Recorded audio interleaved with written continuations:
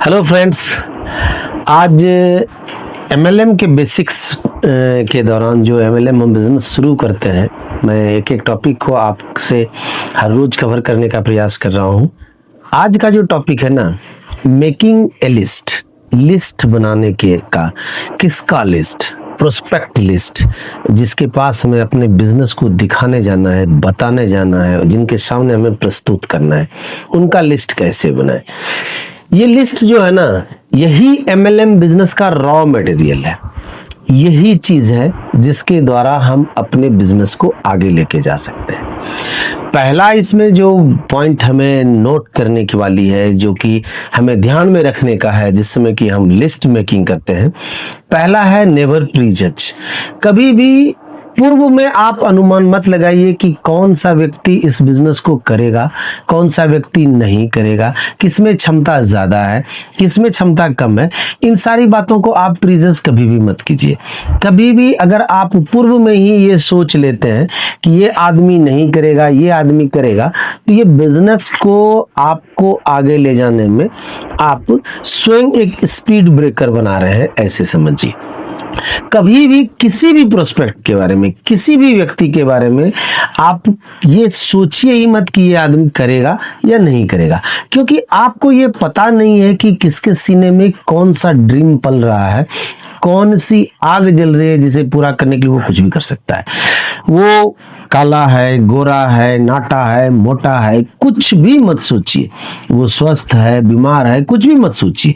आप सिर्फ लिस्ट बनाना शुरू कीजिए जिसे आप जानते हैं, डायरेक्टली इनडायरेक्टली आप जानते हैं, आपके परिवार वाले जानते हैं।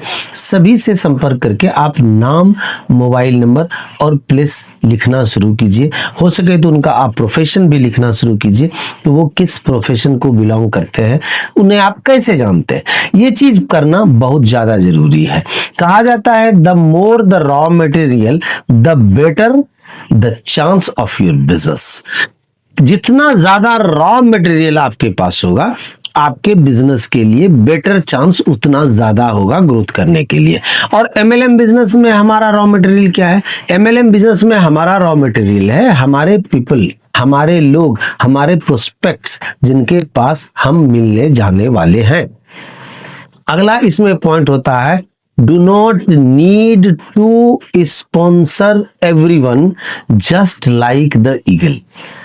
जैसे कि बाज अपना दृष्टि जो है ना, अपना शिकार पर ही केंद्रित रखता है। यहाँ सबको ज्वाइन कराने की जरूरत नहीं है, सबको स्पॉन्सर करने की भी जरूरत नहीं है। आप बाज दृष्टि बनाइए। जैसे ईगल का दृष्टि होता है कि वो बहुत दूर से अपना टारगेट फिक्स करता है और जाता है और उसी टारगेट को पिक करता है जिस पर उसने पहले से ही लक्ष्य बना के रखा है, टारगेट बना के रखा है। तो हमें भी इस बिजनेस में वैसे लोगों तक डायरेक्टली पहुंचने की जरूरत है जो हमारे टारगेट के तहत आते हैं। तो ये हमें ईगल व्यू कहा जाता है। इसको ईगल व्यू बनाने की जरूरत है ताकि हम अपने प्रोस्पेक्ट को बेहतर से बेहतर बात कर सके, बेहतर लोगों तक पहुंच सके। Always keep updating the list. हमेशा अपने लिस्ट को अपडेट कीजिए, हमेशा अपने लिस्ट को बनाते रहिए, हमेशा अपने लिस्ट में प्रोस्पेक्ट को, लोगों के नाम को जोड़ते रहिए, तभी हमारा लिस्ट अनवरत चलता रहेगा। अगर हम 100 लोगों का लिस्ट बनाए, अगर हम 200 लोगों का बनाए, 500 लोगों का बनाए, 1000 लोगों का बनाए, उसमें अनवरत हर डे, हर वीक आपके लोगों का नाम जुड़ना चाहिए। कुछ वैसे नाम हटने चाहिए जो पहले से काम नहीं कर रहे हैं, जिनको आप प्लान बता चुके हैं, जो नहीं इंटरेस्टेड है, जिनको बताए और जो नहीं है उनको हटा देना है, नए लोगों को जोड़ते जाना है, नए लोगों को जोड़ते जाना है हमेशा। अब जिनके पास हम गए और वो अगर किसी कारणवश हमें इनकार करते हैं, तो वहां उनसे रेफरल लेने की जरूरत है। रेफरल क्या हुआ? जैसे मान लीजिए कि हम राम के पास गए और राम हमारे बिजनेस से इंटरेस्ट नहीं रखता है, तो हम ये कह सकते हैं कि मिस्टर राम, आप निश्चित रूप से 10-20 लोगों को आप जानते होंगे जो आप पर बेहतर विश्वास करते हैं, जिनके नजर में आप बहुत बेहतरीन आदमी है। क्या आप उनका हमें नाम दे सकते हैं? अगर वो आपका नाम देते हैं, 10 लोगों का नाम बताते हैं, तो वो रेफरल आपके फ्यूचर के लिए बहुत ज्यादा असर कारक होगा और वो एक बेहतर रॉ मटेरियल हो सकता है। अब लिस्ट मेकिंग में एक फॉर्मूला कॉमनली यूज किया जाता है, उस फॉर्मूले पे हम थोड़ी सी बात करना चाहेंगे आपसे। उसको कहा जाता है follow the friends formula. Formula friends, जैसे कि आप मैथ में फार्मूला यूज करते हैं, फिजिक्स में करते हैं, केमिस्ट्री में करते हैं, उसी तरह से एमएलएम में भी आपको एक फार्मूला दिया जाता है, उस फार्मूले पे काम करने की जरूरत है। और अगर हम उस फार्मूला से लिस्ट को बनाना शुरू करते हैं तो लिस्ट हमारा इजीली बन सकता है और वो हमारे प्रोस्पेक्टिंग को भी बढ़ा सकता है, हमारे बिजनेस को भी बढ़ा सकता है। अब वो कैसे बनाए, उसको कहा जाता है फ्रेंड्स फार्मूला। फ्रेंड्स में क्या, पहला एफ आता है, एफ फॉर फ्रेंड्स, जो आपके आज तक मित्र हैं, जिस भी तरह से आपके मित्र बने, बचपन में है, कॉलेज में है, स्कूल में है, जहां भी कलीग्स हैं, सबको आप उसमें लिस्ट में शामिल कीजिए। जितने भी आप उस व्यक्ति को जानते हैं जो एज ए दोस्त आपके रहे हैं, चाहे वो नजदीकी दोस्त रहे हैं, दूर के दोस्त रहे हैं, जैसे भी रहे, दोस्त का नाम जुड़िए।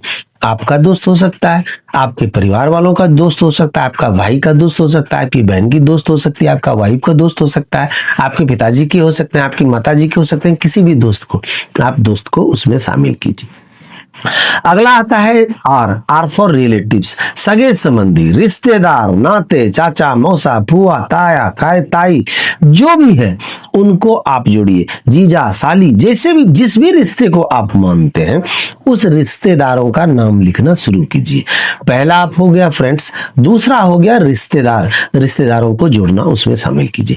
तीसरा आता है आई फॉर इंस्टीट्यूशन, संस्थान, जिस संस्थान में आप पढ़े, जिस संस्थान में आपके बच्चे पढ़ रहे हैं, जिस संस्थान को आप जानते हैं, बैंक हो सकता है, स्कूल हो सकता है, अस्पताल हो सकता है, कोई भी ऐसे इंडस्ट्रीज हो सकते हैं जो आपके अगल बगल में है, कोई भी संस्थान जिसमें आप जनरली, जहां से आपने शिक्षा ली है, जहां आपके बच्चे शिक्षा ले रहे हैं, उनको आपको देखने की जरूरत है और वहां जिन लोगों को आप जानते हैं उनका लिस्ट बनाने की जरूरत है।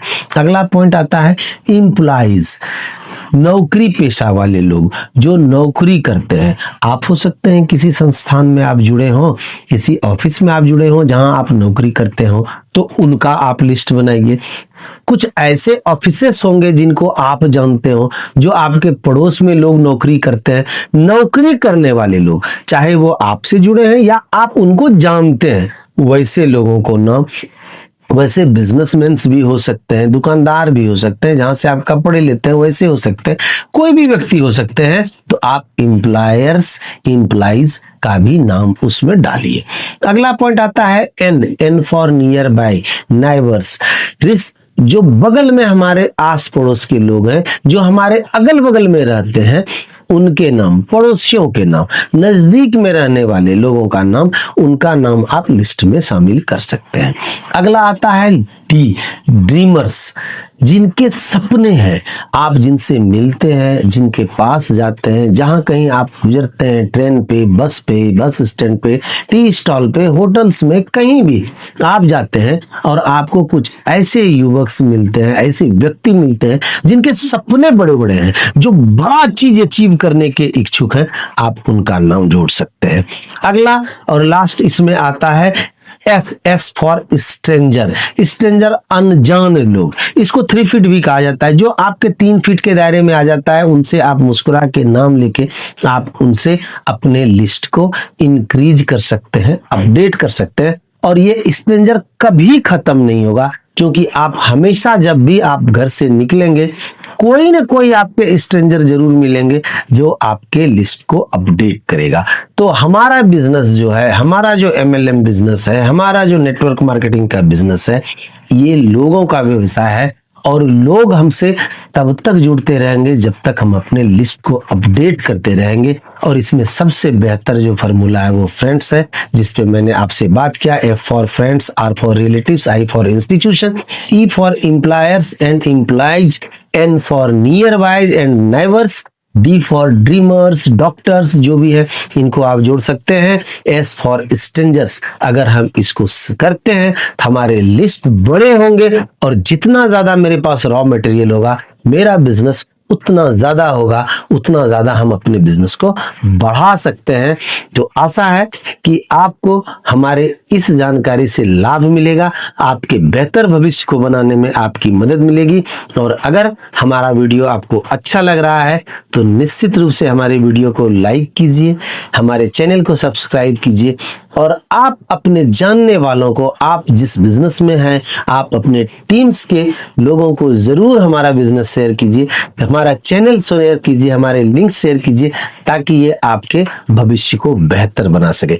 मिलते हैं नेक्स्ट वीडियो में। Thank you.